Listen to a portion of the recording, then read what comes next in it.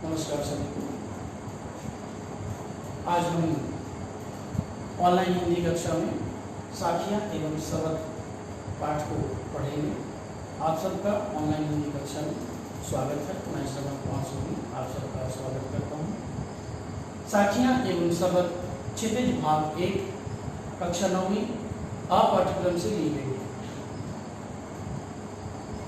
पाठ में प्रवेश करने से पूर्व मैं आपसे अनुरोध करूंगा कि सबसे पहले हम संक्षिप्त जीवन परिचय पढ़ें। कबीरदास जी के जीवन परिचय से हमें उनके विचारों के बारे में पता चलेगा। संत कबीर हिंदी साहित्य में भक्ति काल के इकलौते ऐसे कवि हैं जो आजीवन समाज और लोगों के बीच व्याप्त आडंबरों पर कुठाराघात करते रहे हैं। उन्होंने आडंबरों पर ऐसी चोट की है जो साहित्य में दुर्लभ है और हमारा सामाजिक जो संरचना थी उस सामाजिक संरचना को प्रकाशित किया है, आलोकित किया है। हम सबको नए विचार और तार्किकता के साथ जीने के लिए हमें जो है अवसर दिया। वह कर्म प्रधान समाज के पैरोकार थे, इसकी झलक उनकी रचनाओं में साफ झलकती है। उन्होंने कर्म प्रधान को सर्वोपरि माना है। लोक कल्याण हेतु मानव उनका समस्त जीवन था। उनका जीवन समस्त जीवन जो है लोक कल्याण के लिए समर्पित था। कबीर को वास्तव में एक सच्चे विश्व प्रेमी का अनुभव था। उन्होंने भाईचारा, सांप्रदायिक सद्भाव की अलग जगाई, ऐसी अलग जगाई जो आज भी प्रासंगिक है। कबीर की सबसे बड़ी विशेषता यह थी कि उनकी प्रतिभा में अबाध गति और अदम्य प्रखरता थी। उनकी कोई औपचारिक शिक्षा नहीं हुई, लेकिन उनकी प्रतिभा दुर्लभ है, मिसाल है, बेमिसाल है। समाज में कबीर को जागरण का अग्रदूत कहा जाता है। उन्होंने समाज को जागरूक करने का, जिस समय हम अंधविश्वास कर्मकांड में ज़्यादा विश्वास रखते थे, उसी को धर्म मानते थे, उनका उन्होंने खड़े शब्दों में खंडन किया। यही उनकी खास विशेषताएं हैं और जिनके माध्यम से आज कबीर हम सब के लिए प्रासंगिक हैं, हम सब के लिए उपयोगी हैं। उनके जीवन की कुछ संक्षिप्त जानकारी, तथ्यात्मक जानकारी आप देखें। संत कबीरदास का पूरा नाम संत कबीर, अन्य नाम कबीरा। जन्म सन 1398 के आसपास मानी जाती है। जन्मभूमि लहरकहाँ काशी और इनका निधन 1518 के आसपास माना जाता है। मृत्यु स्थान, अंतिम सांसें इन्होंने मगहर उत्तर प्रदेश में ली। इनके पालक अभिभावक नीरू और नीमा थे, पत्नी लोई। इनकी संतान कमाल पुत्र और कमली पुत्री, 2 ही संतान थे। कर्मभूमि काशी और बनारस की केंद्रित रही। कर्म क्षेत्र के रूप में समाज सुधारक इनका जीवन रहा है। समाज सुधारक के रूप में इन्होंने अपनी कलम के माध्यम से हम सबको आलोकित किया है, हम सबका मार्गदर्शन किया है, दिग्दर्शन किया है। मुख्य रचनाएं साखी, सबक और रमैन। विषय इनके सामाजिक रहे हैं। भाषा इनकी अवधि है, सदुपयोगी है, मिश्रित भाषा है। औपचारिक शिक्षा न होने के कारण इनकी भाषा अनुभव पर आधारित है। इनकी भाषा शास्त्रीय या परिष्कृत भाषा नहीं है, फिर भी इनमें मिठास है, आकर्षण है, प्रवाह बना हुआ। साहित्यिक विशेषताएं खासतौर से आपको समझना चाहिए, जानना चाहिए। जब हमारे पाठ्यक्रम में ये पाठ दिया गया है तो इनकी साहित्यिक विशेषताओं के बारे में अवश्य जानकारी रखनी चाहिए। तो साहित्यिक विशेषताएं, एक ओर ये धर्म के बारे आडंबरों पर गहरी चोट करते हैं, तीखी चोट करते हैं, करारी चोट करते हैं, तो दूसरी ओर आत्मा और परमात्मा के भावपूर्ण गीत करते हैं। आत्मा और परमात्मा की व्याख्या की है कि आत्मा और परमात्मा एक दूसरे के पूरक हैं। आत्मा परमात्मा में जाके विलीन हो जाती है और आत्मा परमात्मा की भक्ति में यदि मग्न हो जाए तो वह सांसारिक दुखों से दूर हो सकती है, सांसारिक कष्टों से मुक्त हो सकती है। कबीर शास्त्रीय ज्ञान की अपेक्षा अनुभव ज्ञान को अधिक महत्व देते थे। कबीर किताबी ज्ञान, पुस्तकीय ज्ञान की अपेक्षा अनुभव ज्ञान को अधिक महत्व देते हैं। कबीर के अनुसार किताबी ज्ञान के अलावा हमें व्यवहारिक ज्ञान होना चाहिए, अनुभव सर्वोपरि है। कबीर के इस पाठ में साखियां एवं शब्द में दो तरह की रचनाएं प्रस्तुत की गई हैं। एक है दोहा छंद में, दूसरा जो है पद के रूप में है, और उन्हें इन्होंने साखियां एवं शब्द नाम दिया है। साखियां का सबसे पहले मैं आपको अर्थ समझा दूं। साखियां का मतलब होता क्या है? साखियां, साखी का बहुवचन है। साखी जो है साक्षी शब्द का तद्भव रूप है। साक्षी का मतलब होता है प्रमाण, गवाह, अनुभव, साक्ष्य। तो वही तद्भव रूप में, ये अनुभव के रूप में ही प्रयुक्त हुए हैं, और इन्होंने दोहा छंद में इनकी प्रस्तुति की है। इस पाठ में कुल 7 दोहे इनके रचनाओं से संकलित हैं, जबकि शब्द का मतलब पद है। पद, 2 पद इनके संग्रहित हैं और वो हमारे लिए बहुत महत्वपूर्ण है। आइए सबसे पहले हम पहला दोहा पढ़ते हैं। ध्यान से पढ़िएगा, पहले मैं उसका वाचन करता हूँ, फिर आप उसे ध्यान से मन में उसका उच्चारण करें। मान सरोवर सुभर जल हंसा केली करानी, मुक्ता फल मुक्ता चुगे अब कोई अनंत न जानी। शब्दार्थ, मान सरोवर का अर्थ है पवित्र मन अथवा आत्मा। केली का मतलब है क्रीड़ा, मुक्ता फल का तात्पर्य है मोती, और सुभर का अर्थ है भरा हुआ। तो आइए अब इसकी व्याख्या देखते हैं। ध्यान से आप सुनेंगे और स्क्रीन में ध्यान से देखेंगे भी। मानस सरोवर के जल में हंस क्रीड़ा करते हुए मोती चुग रहे हैं। माना जाता है कि मानस सरोवर धरती का केंद्र बिंदु है। ये वही मानस सरोवर है जो तिब्बत में स्थित है, जहाँ हिंदू प्रतिवर्ष तीर्थ यात्रा में जाते हैं। कैलाश मानसरोवर माना जाता है शिव जी का आराध्य केंद्र है, तपस्या स्थली रही है। तो मानसरोवर को धरती का केंद्र बिंदु माना जाता है हिंदू शास्त्रों में। मानसरोवर के जल में हंस क्रीड़ा करते हुए मोती चुग रहे हैं। मानसरोवर के जल में कोई निर्बाध रूप से ये हंस क्रीड़ा कर रहे हैं, खेल करते हुए, अपनी मस्ती में, ध्यान में डूबे हुए मोती चुग रहे हैं।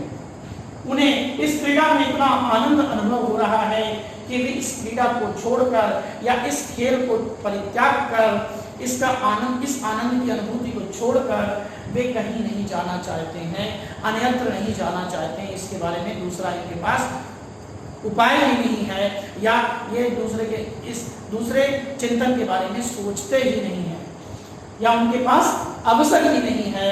उनके पास समय की कमी है, वो व्यस्त हैं मानसरोवर में क्रीड़ा करते हुए।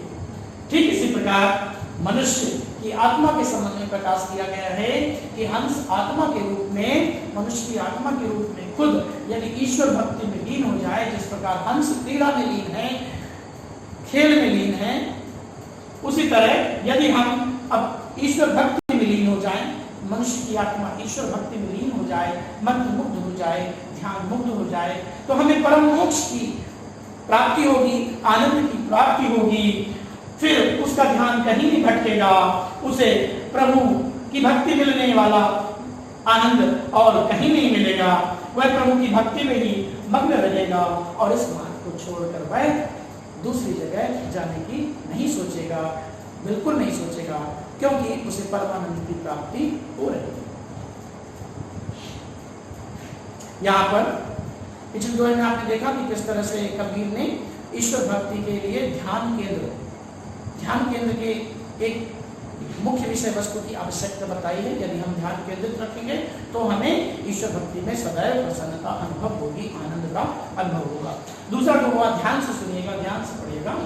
प्रेमी ढूंढत मैं तिरो, प्रेमी मिले न कोई, प्रेमी को प्रेमी मिले सब विष अमृत होय। कठिन शब्द देखें। प्रेमी का मतलब है यहाँ पर प्रभु भक्त, विष का तात्पर्य है दुर्गुण।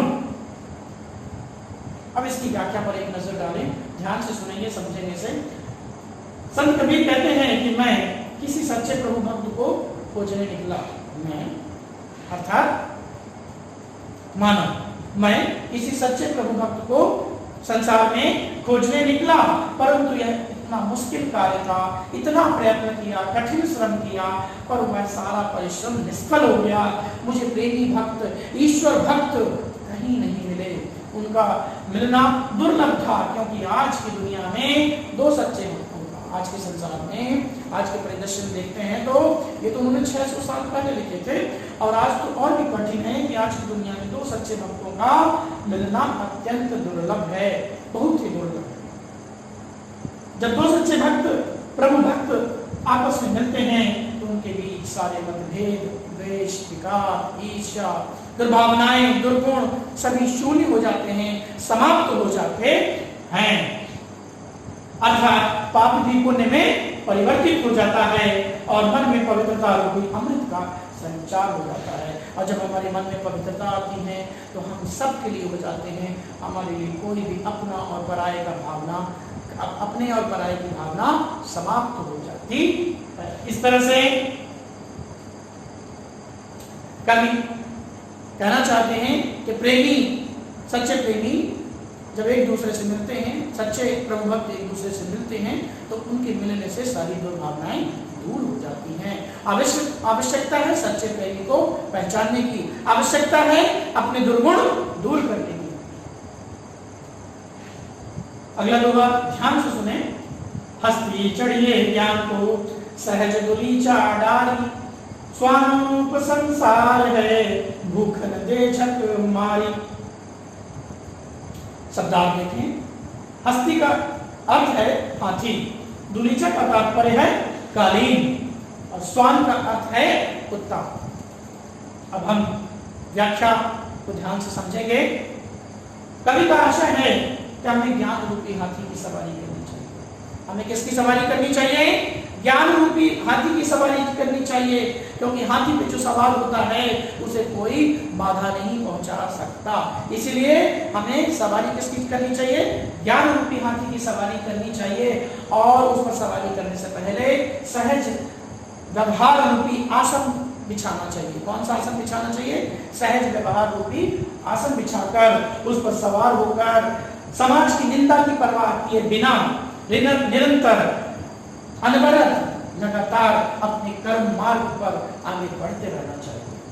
कवि के अनुसार जब आप कोई श्रेष्ठ कार्य करते हैं जो साधारण मनुष्य के लिए अत्यंत दुष्कर है, कठिन है, जटिल है या फिर सबसे अलग है, तो आसपास के लोग, समाज के लोग आपको ऐसी बातें कहते हैं जिससे आपका मनोबल क्षीण होता है, कमजोर होता है, आपकी निंदा करते हैं, आपको कटाक्ष करते हैं, व्यंग करते हैं, जिससे आपकी ऊर्जा भंग हो जाए, आपका ध्यान भंग हो जाए। इसलिए कवि चाहते हैं कि हम इन बातों को अनसुना कर दें, नजरअंदाज कर दें, इनकी उपेक्षा कर दें और अपना मनोबल ऊंचा करके अपने कर्म पर ध्यान दें, कर्म पथ पर आगे बढ़ते जाएं, तभी हम अपने लक्ष्य को प्राप्त कर सकते हैं।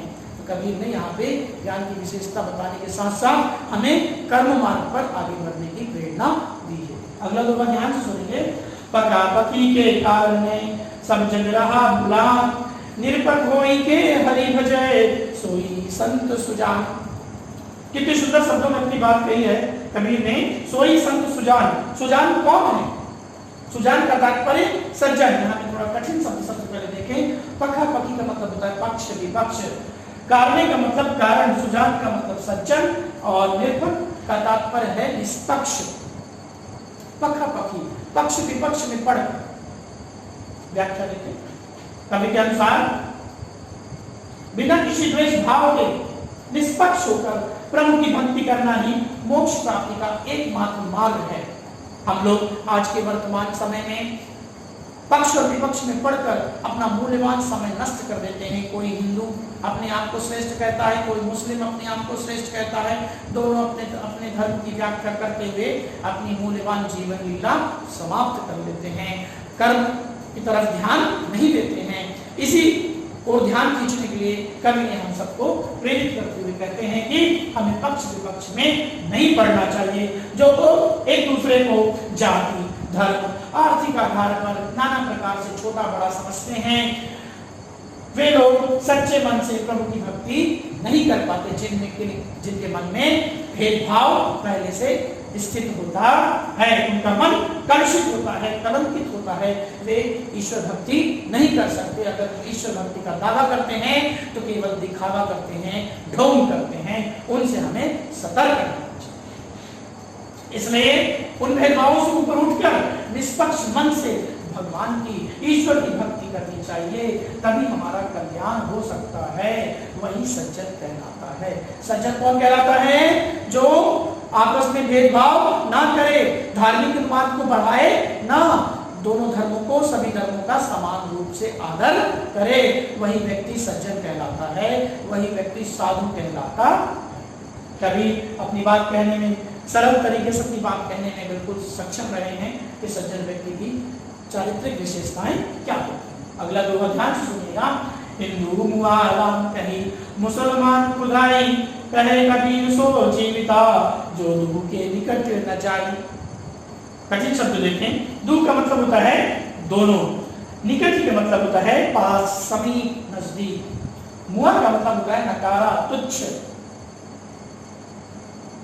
संत कबीर कहते हैं कि हिंदू राम नाम का जाप करके, स्मरण करके, और मुस्लिम खुदा का नाम जप कर, माला जप कर अपना मूल्यवान समय, बहुमूल्य जीवन समाप्त कर देते हैं, नष्ट कर देते हैं। उनके पास कोई विशेष उपलब्धि नहीं रहती, धार्मिक उपलब्धि के अलावा कोई विशेष उपलब्धि नहीं रहती है।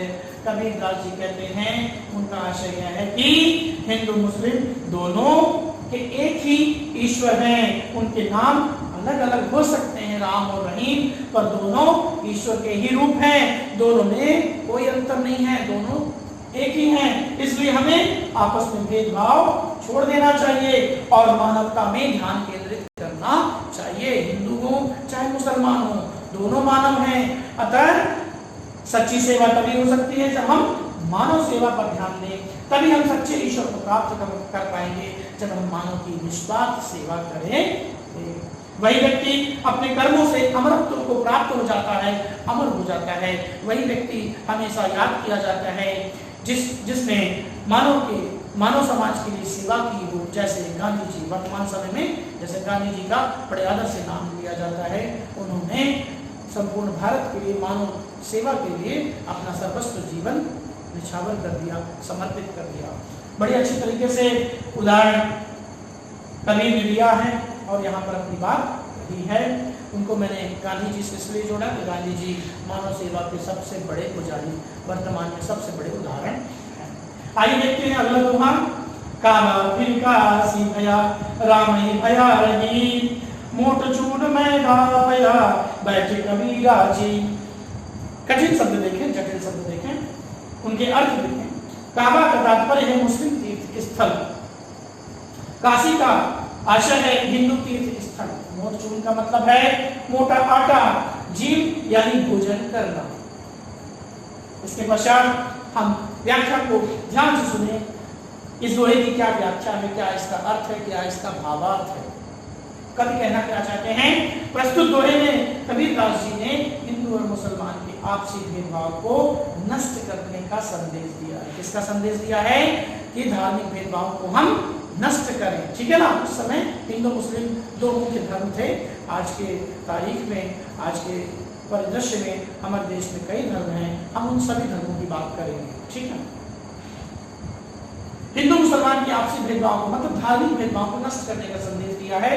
कवि का मानना है कि हिंदू हो या मुसलमान हो, उन सबको आपस में भेदभाव का परित्याग कर देना चाहिए, पूरी तरह से उसे छोड़ देना चाहिए और निष्पक्ष होकर समान भाव से आदर करते हुए प्रभु की भक्ति में लीन होना चाहिए, उसमें ध्यान लगाना चाहिए, ध्यान केंद्रित करना चाहिए। तो उसके लिए जब हम अपने भेदभाव का परित्याग कर देंगे तो हमारे लिए मंदिर और मस्जिद में भेद समाप्त हो जाएंगे, हमारे लिए राम और रहीम में भेद समाप्त हो जाएंगे, हमारे लिए मंदिर या मस्जिद दोनों एक समान प्रतीत होंगे। भेदभाव दूर होने पर हमारे जीवन में राम रहीम का अंतर नहीं रहेगा और जो भ्रम पहले से था कि जिसे मैं मोटा आटा समझकर अखाद्य समझता था, खाया नहीं जा सकता था, अब वह मेरे लिए पैदा हो गया जिसे आसानी से ग्रहण किया जा सकता है। मेरे मन में हिंदू व मुसलमान की दुर्भावना दूर हो जाने से मंदिर मस्जिद समान भाव से मेरे लिए स्वीकार्य हो गए, पवित्र हो गए, समान हो गए। तो बड़ी सुंदर तरीके से, बड़े सरल तरीके से, अत्यंत ही सरल तरीके से इन्होंने अपनी बात कही है और हम सबका भ्रम दूर किया है कि सबका मालिक एक, ईश्वर एक। अगला दोहा देखें, बहुत सुंदर पंक्तियों का प्रयोग है, अच्छे अच्छे शब्दों का चयन है। ऊंचे कुल का जन्मिया जे करनी ऊंच न होई, सुवर्ण कलश सुरा भरा साधु निंदा सोई। शब्दार्थ देखें, सुवर्ण का अर्थ है स्वर्ण, सोना। सुरा का तात्पर्य है शराब। जन्मिया का मतलब होता है जन्म लिया हुआ। व्याख्या देखेंगे, ध्यान से सुनेंगे। जब हम ध्यान लगाएंगे, ध्यान का बहुत महत्व है। जब हम ध्यान लगाएंगे तो इसका भावार्थ हमारे मन मस्तिष्क में समा जाएगा, हमें अच्छे से समझ में आएगा। यदि ध्यान में बाधा उत्पन्न होती है तो समझने में थोड़ा सा जटिलता का अनुभव हो सकता है। कभी का आशय है कि बड़े कुल में जन्म लेने से, पैदा होने से, उत्पन्न होने से कोई व्यक्ति बड़ा नहीं हो जाता। यदि वह बुरे कर्म करता है, दूसरों के परोपकार से जुड़े महान कार्य नहीं करता है, वह बड़ा कहलाने लायक, श्रेष्ठ कहलाने लायक, उत्तम कहलाने लायक नहीं रहता है। इसलिए हमें किसी मनुष्य को उसके कुल से नहीं बल्कि उसके कर्मों से पहचानना ये वास्तव में वर्तमान परिदृश्य में यह तार्किक है, प्रासंगिक है कि आज की तारीख में जाति प्रधान समाज नहीं है, हमारा समाज कर्म प्रधान समाज में परिवर्तित हो गया है। जैसे यदि एक स्वर्ण कलश में मदिरा भरी हो तो वह किसी साधु के लिए स्वीकार्य नहीं होता है, वह मूल्यहीन हो जाता है, निंदा के योग्य हो जाता है, उस मूल्यवान धातु का महत्व नहीं रह जाता है। इसीलिए ऊंचे कुल में जन्म लेने के पश्चात भी हमारे कुल हमें साथ नहीं देते हैं। हमारा साथ केवल हमारे कर्म देते हैं, हमारे कर्म पथ ही देते हैं। इसलिए हमें सदैव अच्छे कर्म में लगे रहना चाहिए, हमें समाज की सेवा करनी चाहिए, हमें समाज के उद्धार के कार्य के लिए सदैव लगे रहना चाहिए, प्रेरित होना चाहिए। इस तरह से कबीर ने हमें समाज से जुड़ने के लिए, सामाजिक कार्य करने के लिए प्रेरित किया है, हमें प्रेरित किया है। कितने अच्छे शब्दों में, कम शब्दों में बड़ी बात कह जाने में कबीर की महारत थी, सफलता थी। तो ये फिर दोहे, 7 दोहे जिन्हें आपने पढ़ा, जिन्हें आपने सुना और समझा। उम्मीद करते हैं आपको इनका भावार्थ, अर्थ अच्छे से समझ में आया होगा, आशय। अब अगला है शब्द। शब्द का मतलब जैसा कि मैं आपको पूर्व में ही बता चुका हूं कि पद। शब्द का मतलब है पद। पहला पद है, ध्यान से सुनिएगा, इसको आप अच्छे से गा सकते हैं, कभी सार्वजनिक कार्यक्रम में इसका वाचन कर सकते हैं, आप इसका थोड़ा सा अभ्यास करेंगे, बहुत अच्छा कर सकते हैं, मेरे से भी अच्छा कर सकते हैं। मैं कोशिश करता हूँ। मुँह को कहाँ ढूंढे बंदे, मैं तो तेरे पास में, नाम देवल ना मैं मस्जिद, ना काबे कैलाश में, ना तो कौने क्रिया कर्म में, नहीं योग बैराग में, खोजी हो तो तुरते मिली हो पल भर की तलाश में, कहे कबीर सुनो भाई साधो, सब श्वासों की श्वास में, सब श्वासों की श्वास में। कितनी अच्छे शब्दों का, सुंदर शब्दों का इन्होंने चयन किया है। अब इस कठिन शब्द को देख ले, काठिन्य निवारण, आपका जो कठिन शब्द उसका निवारण कर दें। मोको का तात्पर्य है मुझे, देवल का मतलब देवालय, मंदिर अथवा मस्जिद, क्रिया कर्म का मतलब है पूजा पाठ, आडंबर, कर्मकांड, खोजी का तात्पर्य खोजने वाला। अब इसकी व्याख्या को ध्यान से सुनेंगे। पद बड़ा है इसलिए आपका ध्यान भी थोड़ा हमें बड़ा चाहिए। आप सभी का ध्यान चाहूंगा। कबीरदास जी के अनुसार ईश्वर किसी नियत स्थान पर नहीं रहता, वह सृष्टि के कण कण में वास करता है। बिल्कुल सही। यह जो लाइन इन्होंने प्रयोग किया है, यह पंक्ति इन्होंने जो प्रयोग किया है, बिल्कुल सत्य है कि ईश्वर किसी एक निश्चित स्थान में वास नहीं करते हैं। ईश्वर किसी मंदिर में नहीं रहते, ईश्वर किसी मस्जिद में नहीं रहते, ईश्वर किसी चार दीवारी में रहकर निवास नहीं करते। ईश्वर का सारा जगत है, विश्व है, संसार है। ईश्वर कण कण में समाये हुए हैं, रग रग में समाये हुए हैं। तो ईश्वर को हम कहीं भी पा सकते हैं। भगवान कहते हैं, हे भक्तों, तुम मुझे ढूंढने के लिए कहाँ कहाँ भटक रहे हो, यत्र तत्र विचरण कर रहे हो, यहाँ वहां भटक रहे हो, पर मुझे क्या तुम ढूंढ पा रहे हो? ढूंढने में असमर्थ हो। और ईश्वर ये बात भली भांति जानते हैं कि मानो मुझे भांति भांति प्रकार से मुझे ढूंढ रहा है, नाना प्रकार से मुझे याचनाएं कर रहा है, प्रार्थनाएं कर रहा है, विभिन्न प्रकार के भोग लगा रहा है, परंतु वो सब निष्फल साबित क्यों हो रहे हैं? क्योंकि वह ईश्वर को खोजने का मार्ग उन्हें पता नहीं है। मैं तुम्हें किसी देवालय में, मैं तुम्हें किसी मंदिर में नहीं मिलूंगा, और ना ही किसी काबा में, कैलाश जैसे तीर्थ स्थलों में, मैं पवित्र स्थलों में मैं बिल्कुल नहीं रहता। तुम मुझे पूजा में, जप तप में, किसी कर्म कांड में, पाखंड में, आडंबर के द्वारा तुम मुझे प्राप्त नहीं कर सकते, मेरा दर्शन नहीं कर सकते। यदि सोचते हो कि योगी बन जाने से, वैराग्य धारण कर लेने से, संसार का, घर का, परिवार का, माता का, पिता का, सभी परिवारजनों का परित्याग कर देने से तुम मुझे प्राप्त कर लोगे, तो ये तुम्हारा केवल मात्र भ्रम है। तुम मुझे इन रास्तों से, इन मार्गों से प्राप्त नहीं कर सकते, दर्शन नहीं कर सकते। मैं तुम्हें इन सांसारिक आडंबरों या दिखावों से कभी प्राप्त नहीं हो सकूंगा। यदि तुम मुझे वास्तव में खोजना चाहते हो, ढूंढना चाहते हो, दर्शन करना चाहते हो, आत्म साक्षात्कार करना चाहते हो, तो सच्चे मन एवं पवित्र भाव से खोजो। मैं तुम्हें क्षण मात्र में, पल भर में, कहते हैं ना सेकंड, एक सेकंड, तो मात्र सेकंड में, पल भर में, मात्र क्षण भर में मिल सकता हूँ, क्योंकि मैं कहीं बाहर नहीं रहता, बल्कि तुम्हारे शरीर में हूँ, तुम्हारे अंदर ही मैं वास करता हूँ। जी हाँ, भगवान सभी प्राणियों के शरीर में वास करते हैं।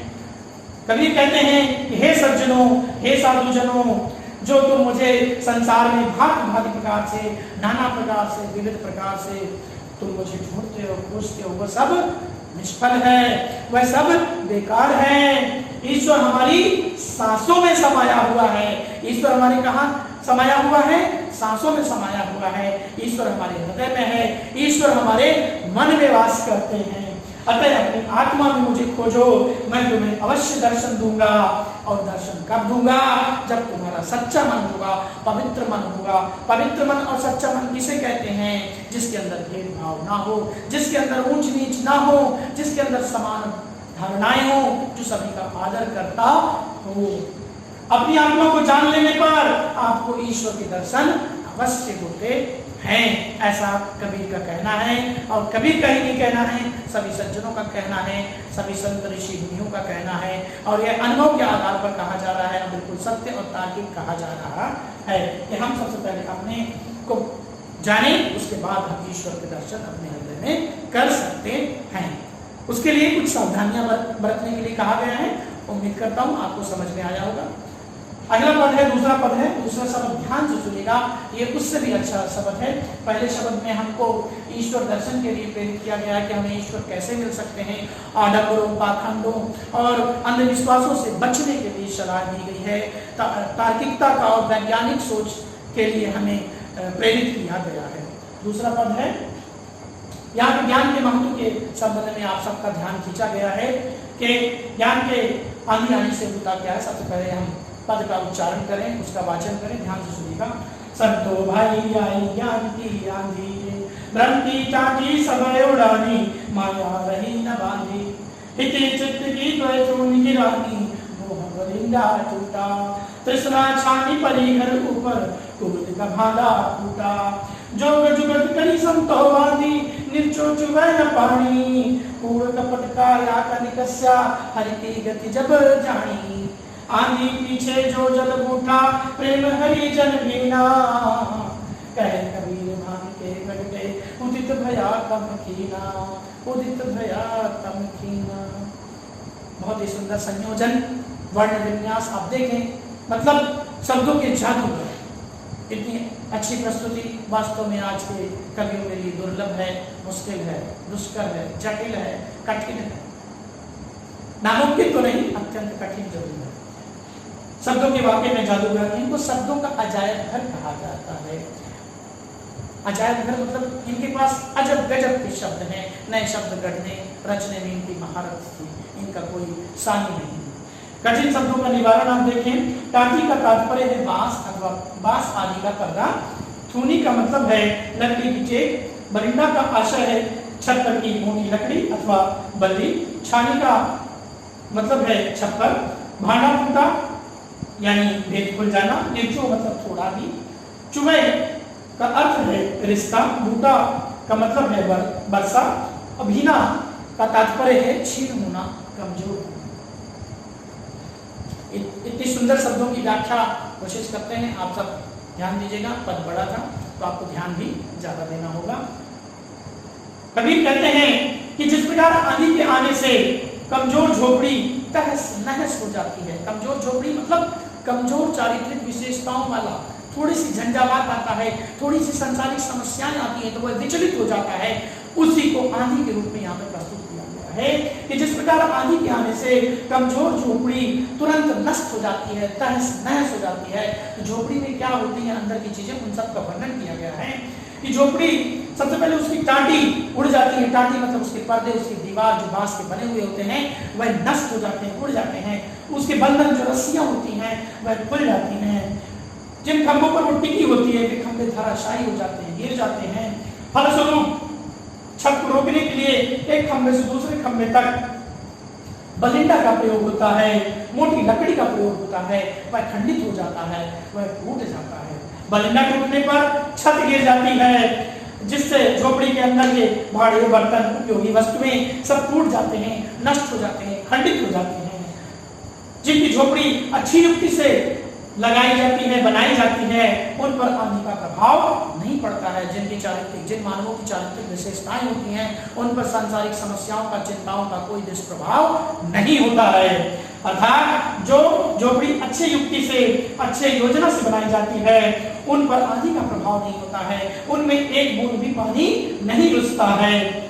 जिनकी झोपड़ी गिर जाती है वे लोग टूटे हुए सामान, सामग्री, बर्तनों का कूड़ा कचरा इत्यादि समझकर फेंक देते हैं, घर की साफ सफाई करते हैं। वर्षा के कारण झोपड़ी के अंदर जो भी सारी चीजें, धूल, मिट्टी अथवा अनुपयोगी चीजें जमा हो जाती हैं उन सब की सफाई करते हैं, स्वच्छता चलाते हैं। वर्षा के पश्चात सूरज का उदय होता है और सूरज के उदय से मेघों के बीच से जो छन छन की किरणें आती हैं वह अंधकार दूर करती हैं, वातावरण की सुंदरता में वृद्धि करती है, वातावरण की सौंदर्य को बढ़ा देती है। इस तरह से अंधकार को सूरज की किरणें दूर कर देती हैं। जी हाँ, जो कमजोर, जिनके चारित्रिक, जिन मानवों की चारित्रिक विशेषताएं, जिन मनुष्यों की चारित्रिक विशेषताएं कम होती हैं, जिनके अंदर सद्गुण कम होते हैं, वे थोड़ी सी समस्या से, सांसारिक समस्या से विचलित हो जाते हैं, घबरा जाते हैं, परेशान हो जाते हैं, मानसिक रूप से टूट जाते हैं। और जो लोग, जिनकी मानसिक परिपक्वता मजबूत होती है, जो मानसिक रूप से दृढ़ होते हैं, प्रबल होते हैं, सबल होते हैं, वे हर प्रकार की सांसारिक समस्याओं का, चिंतन का सामना करते हैं, डटकर आगे बढ़ते हैं। इसलिए यहाँ पर हमें धैर्यशील होने के लिए कहा गया है, साथ साथ विवेकशील होने के लिए कहा गया है। भाव यह है, आशय यह है कि ज्ञान के आगमन की तुलना ऐसे आंधी से की गई है कि जब ज्ञान का आगमन होता है तो सबसे पहले हमारा भ्रम दूर होता है। जी हाँ, जब हमें कुछ संदेह होता है तो हम कक्षा में शिक्षक से पूछते हैं ना, सर हमें इसमें भ्रम है, संदेह है, डाउट है, तो वो सारे डाउट्स क्लियर करते हैं। तो जी हाँ, तो जब ज्ञान की आंधी का आगमन होता है तो सबसे पहले हमारा क्या दूर होता है, भ्रम दूर होता है। भ्रम दूर होने से माया का बंधन समाप्त हो जाता है, हमारी सारी दुविधाएं दूर हो जाती हैं। फलस्वरूप अपने और केवल अपनों के स्वार्थ के बारे में सोचने की मनोवृत्ति का समापन हो जाता है, वह समाप्त हो जाता है, उसका अंत हो जाता है, एवं मन का मोह भंग हो जाता है। माया मोह, मन का मोह से तात्पर्य माया से मोह भंग हो जाता है। मोह भंग होने से अधिक पाने की लालसा, इच्छा मिट जाती है। जो स्वार्थ हमें चारों ओर से घेरे रहता है वह सब नष्ट हो जाता है। हमारे अंदर की कुबुद्धि, दुर्बुद्धि, दुर्गुण, विष, विषाद, दुर्भावनाएं इत्यादि वे सब दूर हो जाते हैं, सारे विकार नष्ट हो जाते हैं। सच्चे और सत्य प्रवृत्ति के होते हैं जो, उन पर ज्ञान के आगमन का कोई प्रभाव नहीं होता है। जो व्यक्ति मानसिक रूप से सुदृढ़ होते हैं, उन पर किसी भी सांसारिक समस्याएं कोई चोट नहीं पहुंचा सकती है, कोई भी आंधी चोट नहीं पहुंचा सकती है। ज्ञान प्राप्ति के पश्चात जब अंदर के समस्त विकार नष्ट हो जाते हैं, तब मन शांत और आनंदित, निर्मल, पवित्र और प्रेम से परिपूर्ण हो जाता है। अज्ञान का यह अंधियारा दूर हो जाने से मन में भक्ति भाव जाग जाता है और भक्त ईश्वर भक्ति में लीन हो जाता है, ध्यान मग्न हो जाता है। तो इस प्रकार से हमें इस पद के माध्यम से हमारे जो भ्रम है उसे ज्ञान के तलवार से दूर करने का प्रयास किया गया है कि ज्ञान के माध्यम से हम अपनी सारी समस्याओं को कैसे दूर कर सकते हैं। इसलिए अपने अंधकार को दूर भगाने हेतु हमें ज्ञान रूपी प्रकाश के पास अवश्य जाना होगा और ज्ञान ही सारी समस्याओं को दूर करने में सक्षम है। बच्चों, आज जो हमने पढ़ा उसे कितना समझा, आपके कौशल में, आपके समझ में कितनी वृद्धि हुई, अपनी कौशल में जो वृद्धि हुई उसे जांचने हेतु, उसे परीक्षण करने हेतु आपके लिए एक क्रियाकलाप प्रस्तुत है कि पाठ से संबंधित कुछ प्रश्न हैं, उसको आप पढ़ें और उसके समुचित उत्तर अपनी समझ के अनुसार देने का प्रयास करें। ठीक है ना। दो क्रियाकलाप है, एक क्रियाकलाप दोहा से है, साखिया से, दूसरा क्रियाकलाप शब्द से। तो पहला क्रियाकलाप है पद्यांश को पढ़कर प्रश्नों के उत्तर दीजिए। यहाँ पर आप अपने नाम अंकित कर सकते हैं, अनुक्रमांक और दिनांक रफ कार्य हेतु। पहला प्रश्न आप देखें, सबसे पहले आपको निर्देश दिए गए हैं, पद्यांश को पढ़कर प्रश्नों के उत्तर दीजिए। मानव सरोवर सुबर जल हंसा केली कराही, मुक्ता फल मुक्ता चुगे, अब उड़ी अनक न जाही, प्रेमी जुड़त मैं फिरो, प्रेमी मिले न कोई, प्रेमी को प्रेमी मिले, सब विष अमृत होय। यहाँ पे दो दोहे दिए गए हैं, दो दोहों के माध्यम से आपके कौशल की दक्षता की जांच की जा रही है। इस साखी के रचयिता कौन है? अत्यंत सरल उत्तर है जो आप देने में सक्षम हैं। दूसरा प्रश्न है मानसरोवर का प्रतीकार्थ बताते हुए इसकी विशेषताएं लिखें। मानसरोवर का प्रतीकार्थ है, मानसरोवर का मतलब होता है आत्मा। हंस अन्यत्र क्यों नहीं जाना चाहते हैं? हंस का हंस भी यहाँ पे आत्मा के रूप में प्रयोग हुआ है। हंस अन्यत्र इसलिए नहीं जाना चाहते क्योंकि उन्हें क्रीड़ा में, खेल में, भगवत भक्ति में आनंद आ रहा है। अनुप्रास और यमक अलंकार का एक एक उदाहरण छाट कर लिखेंगे, आप इसे पढ़ेंगे और अपनी समझ के अनुसार उपयुक्त उदाहरण लिखेंगे। यह मैं आपके ऊपर छोड़ रहा हूँ। निम्न शब्दों के अर्थ लिखिए, सुबर, केली, अनक, मुक्ता, अमृत, जो आपको पहले से बताए जा चुके। इस दुनिया में सच्चे प्रेमी को आप अपने जैसा प्रेमी क्यों नहीं मिलता? इस दुनिया में सच्चे प्रेमी जैसा अपने जैसा प्रेमी क्यों नहीं मिलता? उसका कारण यह है कि हमारे मन में कई विकार या दुर्भावनाएं या भ्रम होती हैं, जिसके कारण हम सच्चे प्रेमी को नहीं पहचान पाते अपने निजी स्वार्थों के कारण। जब हमारे भ्रम स्वार्थ दूर हो जाते हैं तो हम सच्चे प्रेमी को, सच्चे ईश्वर भक्त को अवश्य और अत्यंत शीघ्रता से पहचान लेते। अगला प्रश्न देखें, विष और अमृत किसके प्रतीक है? तो विष जो है दुर्भावनाओं का प्रतीक है, मनुष्य के दुर्गुणों का प्रतीक है। अमृत किसका प्रतीक है? मनुष्य के जीवन का प्रतीक है, चारित्रिक विशेषताओं का प्रतीक है, सद्गुणों का प्रतीक है। पद या शब्द से जो आपके लिए क्रियाकलाप बनाए, कुछ प्रश्न बनाए गए हैं जो आपके इस पाठ के कौशल की दक्षता की जांच करेंगे। ध्यान से सुनेंगे।